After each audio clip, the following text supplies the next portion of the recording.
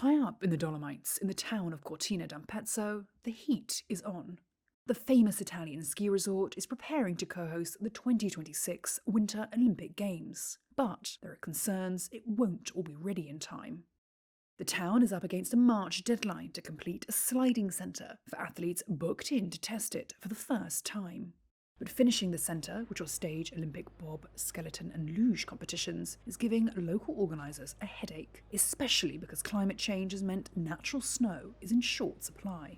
But despite the risk of losing the sliding events to the US's Lake Placid, which has been designated as a long-distance backup, Mayor Gianluca Lorenzi is staying positive.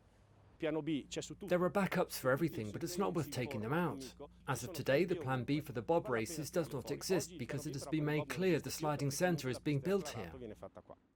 Although the International Olympic Committee had suggested using existing venues in neighbouring countries, the Veneto region and the national government ultimately opted for a full rebuilding of Cortina's Eugenio Monti track.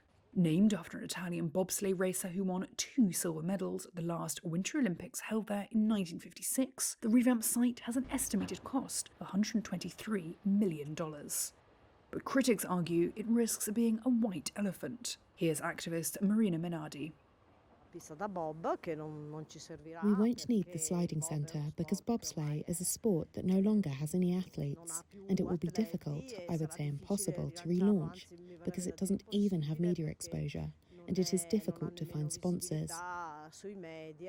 There are about 20 or so bobsleigh athletes, and another 30 or so between luge and skeleton, so it's a sport that will have no future, and we will be saddled with it.